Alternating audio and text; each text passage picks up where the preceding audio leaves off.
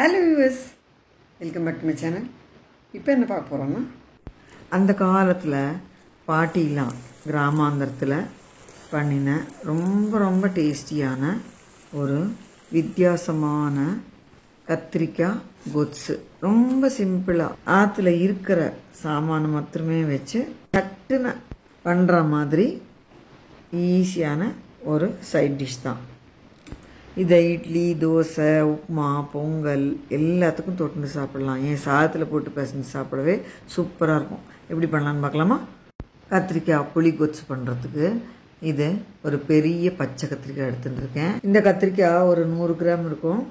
இந்த கத்திரிக்காயை நல்லா அலம்பிட்டு ஈரம் போக நல்லா தொடச்சிட்டு மேலே ஒரு ட்ராப் எண்ணெய் விட்டு இதை ஃபுல்லாக இந்த மாதிரி க்ரீஸ் பண்ணிவிட்டு ஸ்டவ்வில் ஒரு ஃப்ரேம் வச்சு அது மேலே இந்த கத்திரிக்காயை வச்சு திருப்பி திருப்பி விட்டு நல்ல ஒரு மீடியம் ஃப்ளேமில் வச்சு குறைஞ்சது 5லேருந்து 7 நிமிஷம் இந்த மாதிரி இதை வேக விட்டுக்கணும். இது நல்லா வெந்ததும் இந்த மாதிரி கருப்பாயிடும்.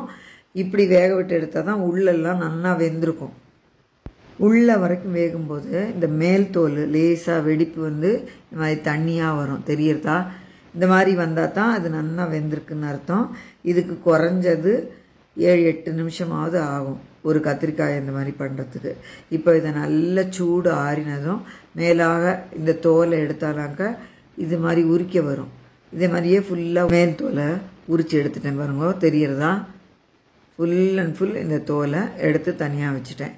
இப்போது இந்த சதப்பகுதியில் மேலே உள்ள காம்பை கட் பண்ணிவிட்டு நல்ல ஒரு ஸ்பூனால் இப்படி கட் பண்ணி மசிச்சு விடணும்.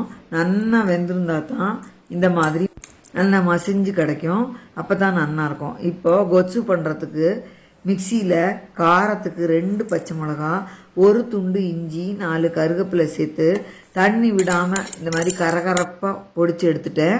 இப்போது இந்த கொச்சு தாளிக்கிறதுக்கு கடாயில் 2 டீஸ்பூன் அளவு நல்லெண்ணெய் விட்டுக்கணும். நல்லெண்ணெயில் பண்ணும்போது தான் இது மணமாக இருக்கும். இதில் கடுகு, ஜீரகம், உளுத்தம்பருப்பு, கடலைப்பருப்பு எல்லாம் ஒரு ஸ்பூன் சேர்த்துட்டு இதில் உடச்ச ஒரு மிளகா வத்தல், 4 கருவேப்பிலை, கொஞ்சம் பெருங்காயப்பொடி, கொஞ்சமாக வெந்தயப்பொடி சேர்த்துக்கிறேன்.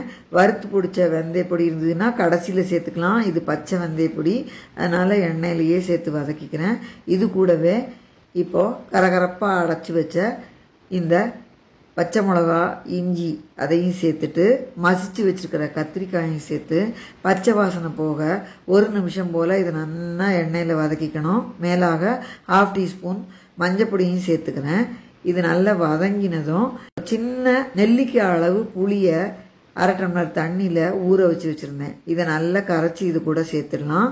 இதில் இன்னொரு 1/2 டம்ளர் தண்ணி கூட சேர்த்துருக்கேன். இப்போது இதுக்கு தேவையான உப்பையும் சேர்த்து நல்லா கலந்து விட்டு பச்சை புளி வாசனை போக நல்லா ஒரு 2 நிமிஷம் கொதிக்க விடணும். 2 நிமிஷம் நல்லா கொதித்ததும் இதில் 1/2 டீஸ்பூன் வெல்லம் சேர்த்துக்கிறேன். இது ஆப்ஷனல் தான்.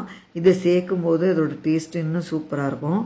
இப்போ இது தண்ணியாக இருக்கு இல்லையா, இதுக்கு திக்கனிங் ஏஜென்ட்டுக்கு 1/2 டீஸ்பூன் அரிசி மாவில் ஒரு 1/4 டம்ளர் தண்ணி விட்டு நல்லா மிக்ஸ் பண்ணி இதை சேர்த்து கொதிக்க விடலாம். இதுவும் ஆப்ஷனல் தான்.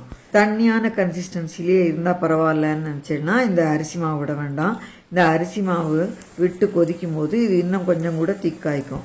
நல்ல கமன்னு பெருங்காயம், வெந்தயப்பொடி மணத்தோட அருமையான கத்திரிக்காய் புளி கொச்சு ரெடி.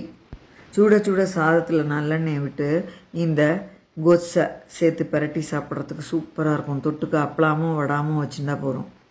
இட்லி, தோசை, பொங்கல், உப்புமாவுக்கு அட்டகாசமான சைட் டிஷ்ஷாக இருக்கும். வியூவர்ஸ் கண்டிப்பாக ட்ரை பண்ணி பாருங்க. ரொம்ப ரொம்ப ஈஸி, ரொம்பவே சிம்பிளான இன்க்ரீடியன்ட்ஸ் தான். புளி சேர்க்காத பொரிச்ச குழம்புக்கு சைட் டிஷ்ஷாக இதை தொட்டுன்னு சாப்பிட்றதுக்கு ரொம்ப ஜோராக இருக்கும். தயிர் சாதத்துக்கு தொட்டுன்னு சாப்பிடவே அருமையாக இருக்கும். அதிக விதை இல்லாத முள்ளு கத்திரிக்காயில் செஞ்சால் இன்னும் ரொம்ப ஜோராக இருக்கும். நீங்கள் விருப்பப்பட்டால் இதில் ஒரு வெங்காயத்தை வதக்கியும் சேர்த்துக்கலாம். வியூவர்ஸ் கண்டிப்பாக செஞ்சு பார்த்துட்டு உங்கள் ஃபீட்பேக்லாம் போஸ்ட் பண்ணுங்க. இந்த வீடியோ எல்லாருக்கும் யூஸ்ஃபுல்லாக இருக்கும்னு நினைக்கிறேன். லைக் பண்ணுங்க, ஷேர் பண்ணுங்க, சப்ஸ்கிரைப் பண்ணுங்க. தேங்க்யூ ஃபார் வாட்சிங்.